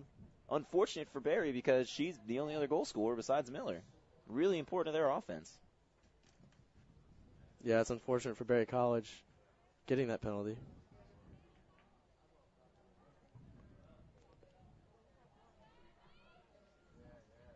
Wager now going to have a free position. Roanoke 0-1 with free positions on the day.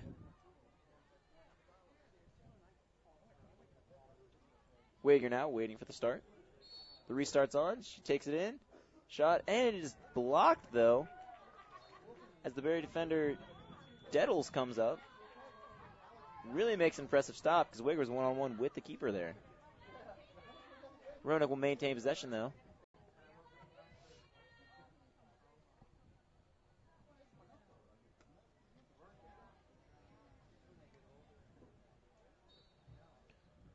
Norwitz has it now on the far side. Plays it out to Conroy. Conroy to Wager on the inside. Wager unable to maintain possession, though.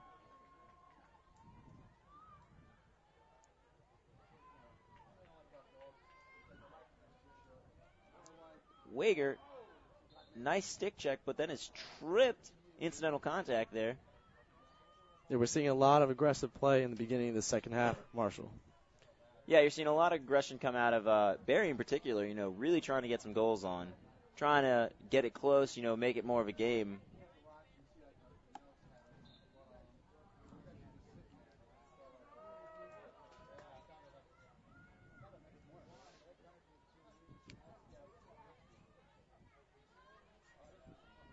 Roanoke now with the ball. Golden at the top of the arc. Golden plays it to Wager on the outside of the arc. Takes in, drives one-on-one, kicks it outside, though. Golden comes up with the loose ball. Golden now plays it to the inside to Harchie. Harchie who shoots and scores, finding the side net. Really impressive shot there. Oh, yeah, the defensive player, Harchie's second tally of the game. Very impressive goal right there. She kind of face dodged for a while and then realized, if I just change to my left hand, I can get a good shot on. Yeah, you could even see her take her time, switch her hands around, receive the pass, and make the quick shot. Roanoke now increased their lead to 12, 17-5 lead over the Barry College Vikings, 18:40 left in the game. And she's actually moved up to 7th in total points for Roanoke with 10 points and now 8 goals in the season. Yeah, really impressive. Again, now 7 scores for the Maroons today. And that's really speaking to compared to the 2 that have now scored. Roanoke capitalizes on the man-up opportunity it had.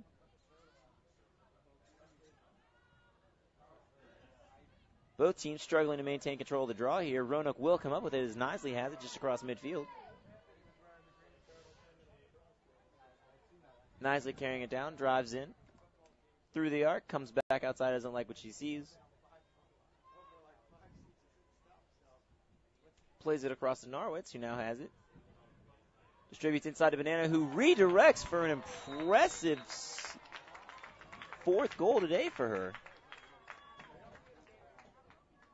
It's really tough to just talk about a goal like that. She just drives right in, the ball's played, she puts the stick all the way in the air and just deflects it straight down into the goal. Oh, yeah, she definitely knew what she was doing. I mean, she almost redirected it immediately, almost like she was batting it into the cage.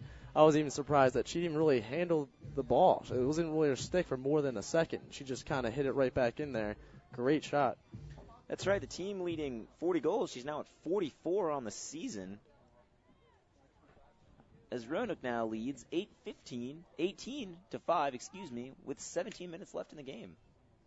Yeah, I mean, so far for the Maroons, we've had middies, we've had attackmen, we've had defensemen making goals. We've also had freshmen. I mean, Everett's having 5 goals for the day, a true freshman, great player. We've got a lot of offensive weapons on the Maroons. Yeah, it's really impressive what's going on here with the Maroons and how they're operating. And Rona comes down again in a quick goal by Wageroff, winning the draw. Yeah, you could see how she kind of stumbled right after goal. She was so close to stepping inside that crease. Wager now gets her 4th goal, will not be outdone by Bonanno, and now they both are at 4, again behind the leader, Everts, with 5. Yeah, and the Maroons really getting on a roll here with a few quick goals in the last few minutes. It's hard for Barry College to come back from, a team that's so hot like this. Yeah, you got to think now Barry College is playing for a little more respect, trying to get some more points on the board, get a nice couple turnovers, work on what they're going to do as a team for the rest of the season, as opposed to trying to mount a 14-goal lead that the Roanoke now has with 16 minutes left in the game. Oh, I don't think the Maroons are going to slow down at all. I mean, until it's like 1 minute left, they go hard constantly. Miller for Barry College, though, comes up with the draw. Plays it inside, but is unable to maintain the pass, so Barry will turn it over. And Roanoke now has the ball. Narwitz on the far side. Narwitz on the arc takes the shot. It is saved. Martin making an impressive save. Really tough to see how well she's been doing in goal, 19 goals, but so many shots have been taken. I mean, she's been making so many great saves. It doesn't look like the score has affected her at all, which is probably more difficult than even saving a point-blank shot, is not letting that score get to you. I mean, you let them in, you think it's your fault. No, it's the team effort, and you can't take that all on you. She's doing a good job at focusing on task at hand instead of in the past. Yeah, that's right. It's going to be a foul on Movich. Now Barry will have possession. 14:50 left here. Miller now have it with the top of the arc. Lane now plays it back outside to Aiken. Aiken back to Miller. Has a nice feed pass. Barry unable to capitalize, turns it over on the inside. But Miller comes back up with it. Lane now, when Eric takes her defender, decides not to, kicks it back outside.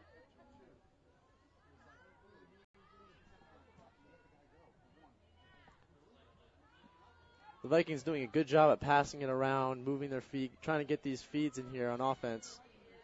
With a pretty good shot. I mean, Roanoke has also been doing a good job on defense, preventing these shots, trying to keep them out on the perimeter and, preventing them from coming back on this 14-goal lead. That's right. Looks like Zrinski was fouled on the shot. It's going to be a free position for her. And for Barry again, their 3rd of the game.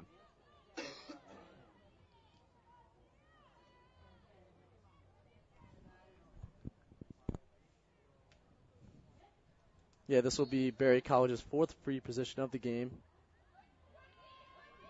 Zrinski, they're not able to really get a shot off. Roanoke converged so quickly. Lane now has it. Lane fumbles it, though.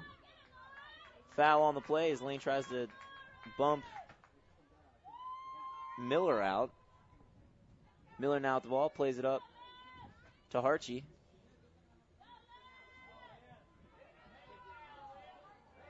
Harchie now carrying it all the way down the field.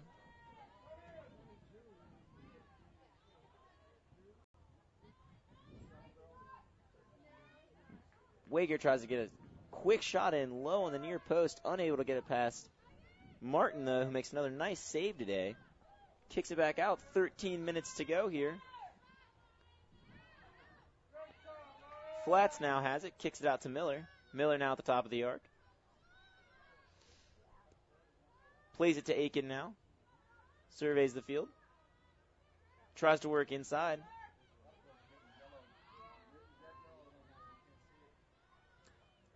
I think Barry's been having some trouble here because their offenders are so much smaller than the Roanoke defense, and they're just not able to get bodies past them. Roanoke, again, forcing a turnover. Yeah, they're trying to get some penetration into the arc, trying to get some opportunities, draw some other defenders, and pass it out and try and get a shot on goal here. But, Roanoke's defense really aggressive, not really letting them get any opportunities. Yeah, you're right in saying that. Now Rickert, again, a defender working in the offense, is up in the arc, passes outside to Everts, unable to maintain the pass, though, and turns it over now.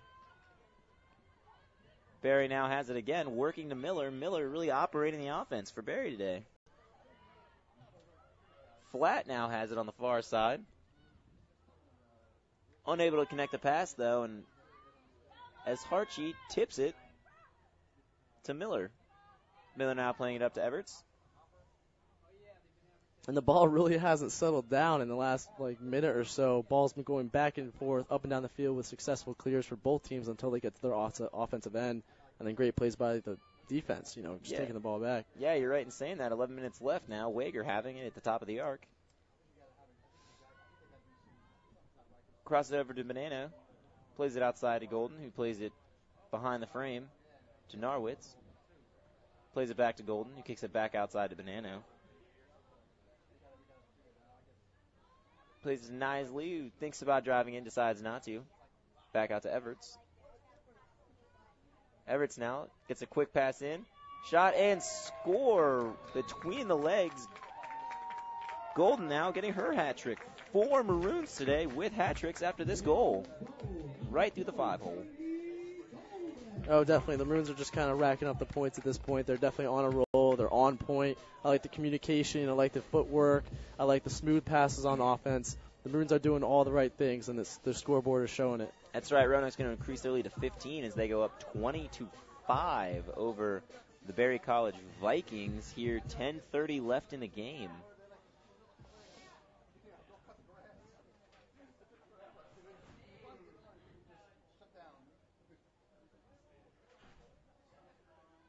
Both teams here set for the draw.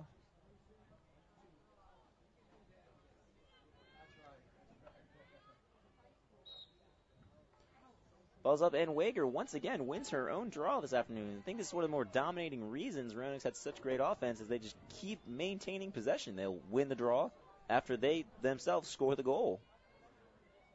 Yeah, you're right in saying that. I mean, just in this second half, the Maroons are 5-7 with draws.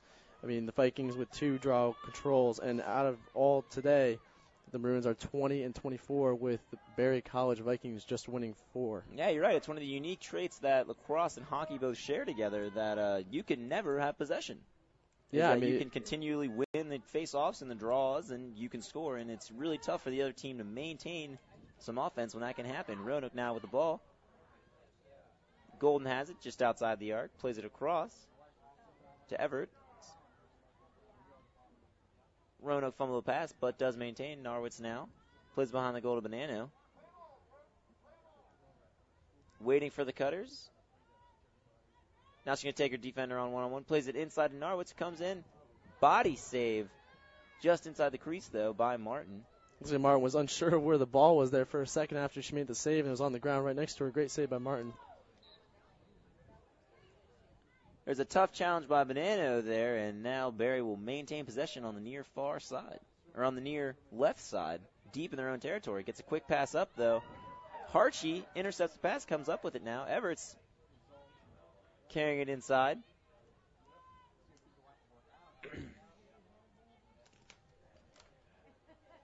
Everett's taking her time, plays it to Bonanno. Bonanno sees the inside pass to Wager. Wager comes in, shot, and hits the inside of the post, and it bounced out. Tough break for Wager there.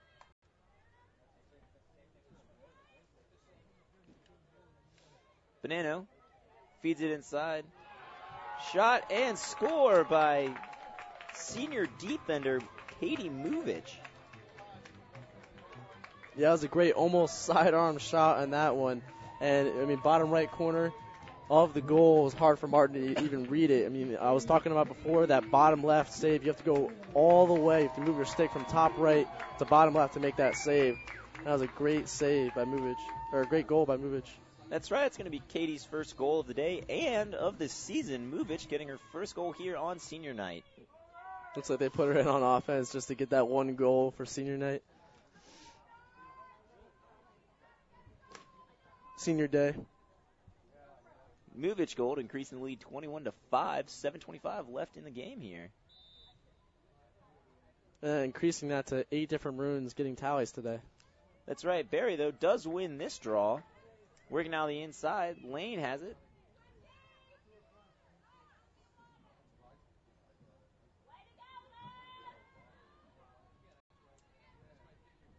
Berry taking their time here, trying to generate some offense, just get some good passes, and there is a whistle on the play. Looks like the ref's going to say that Murphy came on the challenge a little too hard. It's going to be a free position again for Barry. Their 5th of the day, Rachel Aiken. Decides not to go to the frame, kicks it back out to Miller. Drives in, takes a shot, and goal. Really nice move coming left to right. Works the defense, gets it on the right-hand side, and takes a shot, puts it in the side net. Yeah, I mean, that was great patience by the offense on Barry College to not take that first free position shot, because sometimes you can get blocked by the defense. So she brought it out, a little patient, went for the golden opportunity, and got that shot and goal. 21-6, 6:15 left here. Really interesting that you see Miller with 5 goals, and you don't see very often a team losing to this degree when a player has 5 goals in a day.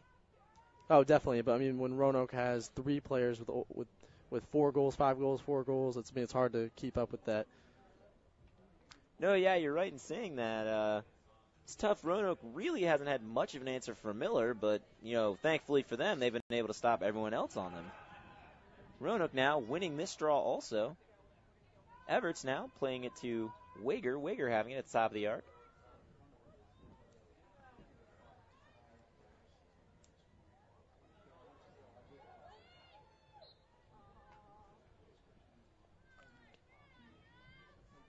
They have now tied their season-high scoring here at Kerr Stadium. Norwitz now blocking a pass that was going to go from Martin out to her defense, working it inside. Muvic again scores on the inside. Great inlet pass, shot, and score. 2 goals today for the senior defender. So after that second goal by Muvic, the senior defender from Towson, Maryland, now the Maroons have scored 22 goals at Kerr Stadium in 1 game. That's the most they've scored at a home game this season.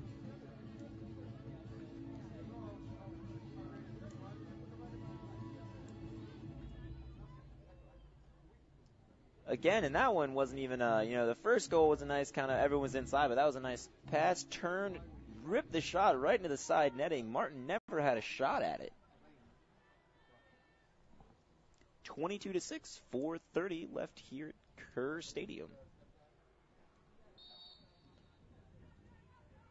Everett's winning the faceoff. Coming down the field now.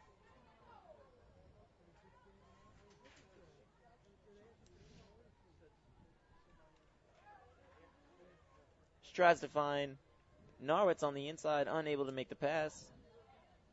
The Vikings giving the Maroon offense some trouble there with under 5 minutes to go.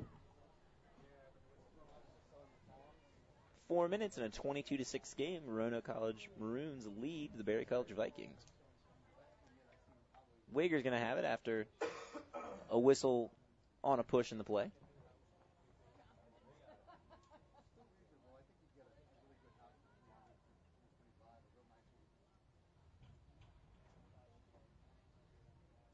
The refs here still sorting out the positioning on this. Roanoke plays it to Everts. Everts plays it to the side of the goal. Norwitz now. Norwitz has it, trying to work inside. Unable to do so. Bump. There's a call on the play. It looks like Norwitz will be taking the 3rd free position attempt for Roanoke today. They are 0-2 for the day.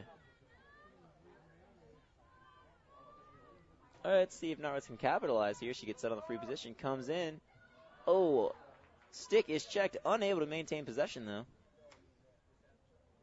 Martin's going to come up with it. Looking for an outlet pass again. Not getting much help. Does find Aiken on the near side, though. Having trouble getting past this Roanoke College defense.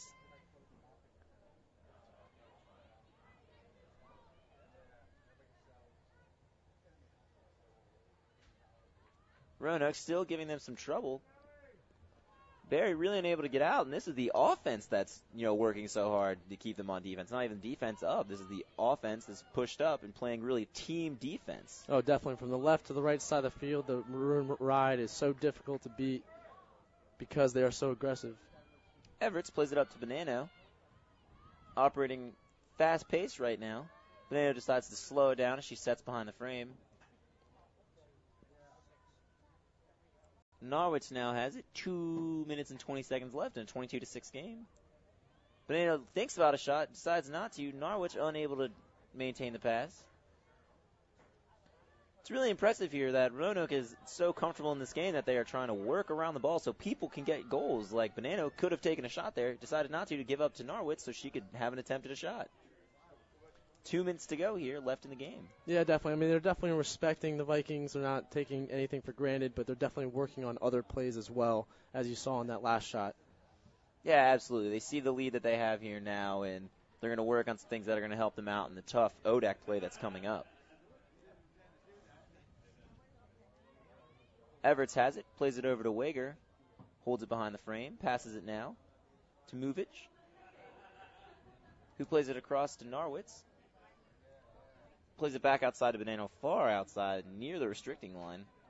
Really just taking her time as the clock winds down. 1:20 left in the game. Roanoke here is going to look to be content and just holding this. Really wait for the clock to run out as they just pass around the outside. Judge now plays it over to Everts. Everts is going to play it outside to Hill. Hill who feeds it to Muvic. Who again to Norwitz. Back out to Bonanno. Really just passing around the outside of this arc. 50 seconds left in the match here. Everts now has it. Who plays it again to Hill. Hill plays it back outside to Judge. It almost looks like the Maroons are perfectly content in holding the ball outside the perimeter as they try and run out these last 30 seconds. Oh, yeah, absolutely. They're not even challenging the arc. They're not trying to force anything. They're getting quick, easy passes. Now it looks like they're kind of operating some offense. Now that the clock has run out, they're going to take their time, maybe work on the inside, try to get one final goal for a player who hasn't scored yet today. 10 seconds left, though. Are they going to be content to run the clock? It looks not. Bonanno's going to come in. 5 seconds left. Works into Norwitz, who takes a shot and scores. Does get her goal for the day with 0.3 seconds left on the clock. Really impressive. Norwitz, the senior attack, gets her first goal of the night. Yeah, it's great to see seniors getting these goals on senior day. I mean, we saw Muvic, a defender, was put in on offense just to get her 2 goals, and Norwitz with 0.3 seconds, the senior the senior attackman from Columbus, Ohio. So that last goal in the last 0.3 seconds, a great goal. Yeah, really impressive. All the seniors got to score, and you'd love to see that on senior day. And the only senior that didn't score was, of course, the keeper, who has had a fantastic day, only allowing 6 goals. Going to do one final draw just to finish the seconds, and that's the game, folks. Roanoke College Maroons beating the Berry College Vikings 23-6. And we'll be back to talk about final statistics and to talk with head coach Mary Schwartz. Roanoke College, timeless and true, smart and solid, practical and professional, making discoveries about yesterday, creating visions for tomorrow. Lifted by a winning college spirit, forging lifetime friendships with professors who prepare you for a place at the head of an operating table or another bright future. Roanoke College, classic for tomorrow.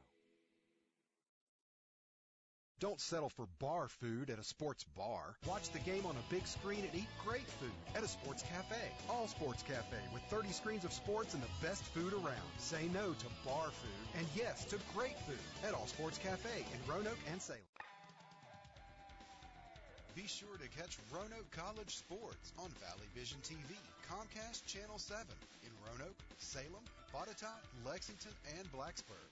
Brought to you by Mac & Bob's, Main Street, Salem. For programming information or schedules, go to valleyvisiontv.com. Mac & Bob's opened for business in 1980. Over the years, we've grown from 10 stools to a full-service restaurant that seats 330 people. Now we invite you to come try our new breakfast menu, featuring sweet potato pancakes, eggs Benedict, omelets made to order, stuffed French toast, homemade sausage and gravy biscuits, and much more. Open for breakfast Monday through Saturday at 8 a.m., Sunday brunch 10 a.m. till 2. See you for breakfast at Mac & Bob's in Salem. Don't settle for bar food at a sports bar. Watch the game on a big screen and eat great food at a sports cafe. All Sports Cafe with 30 screens of sports and the best food around. Say no to bar food and yes to great food at All Sports Cafe in Roanoke and Salem.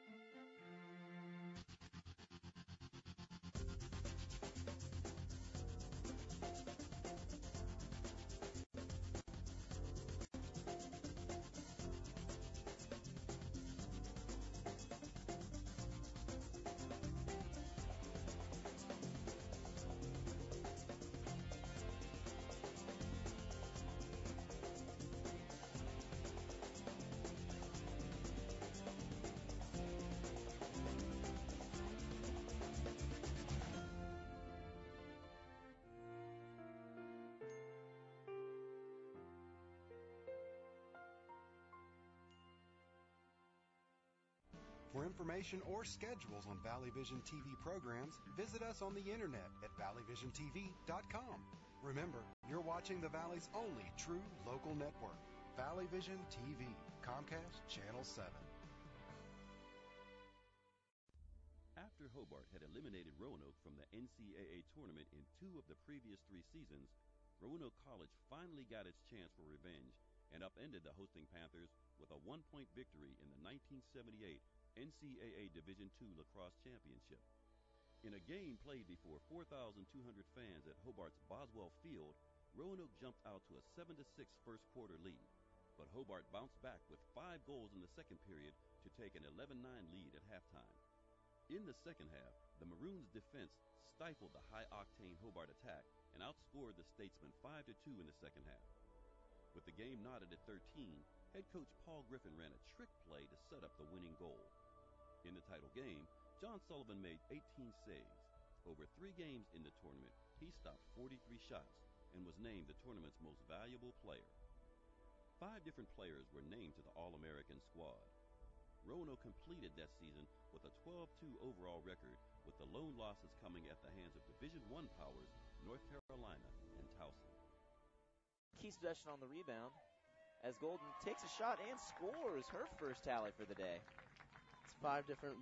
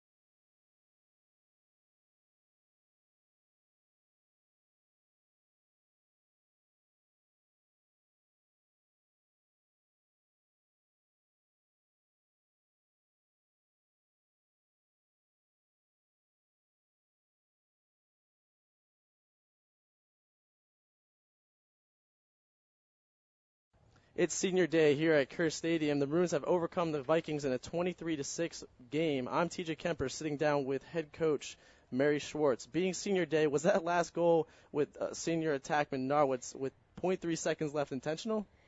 They were supposed to be in motion ice, which means they don't go to goal, but I think there was some scheming going on down there because she did not have a goal, and I'm okay with that. I mean, I think sometimes when you're on the other end of the goal scoring, when somebody does something like that. But I think with it being senior day, I was okay with that. Well, yeah, it was our first tally of the game, too, which made it even more exciting. That's right. All right, and you have 3 games left in this regular season, 2 of them being ODAC matchups. What are you going to focus on as the regular season comes to a close? Well, we've really been spending a lot of time working on our defense because I think that's been an area that we've been challenged in. Today we just played a straight-up man-to-man. We spent all week just working on slowing down the 1v1s, crashing, working together. And I think today was one of the first games that everything just came together. It was a complete game from the draw to the defense to the attack. So we're going to continue to do that going into the Bridgewater game and Valwez and then CNU. Well, yeah, it was definitely a great game, especially the defense. I definitely saw a little bit of that. And what are you expecting in your next matchup with Bridgewater? It's an ODAC game on April 18th. Well, anytime you have to travel, we're in our last week of school. The kids have a lot of stress on them. Sometimes you have to overcome different adversities. Bridgewater's a good team. They have a lot of athletes. So it's going to be one of those games we have to go out and we're going to have to play. Barry's a very athletic team. I think that, in the beginning of the game when we got started off, it was kind of anybody's game, and then we just took control. And I think that's going to be the same with Bridgewater. They have some talented athletes, but overall, I think we have a more depth on our team. Oh, definitely. Well, that was a great game. Okay. Thanks for talking to us, Mary. And stay with us. We'll be right back at 1:45 for the men's lacrosse game against Randolph-Macon.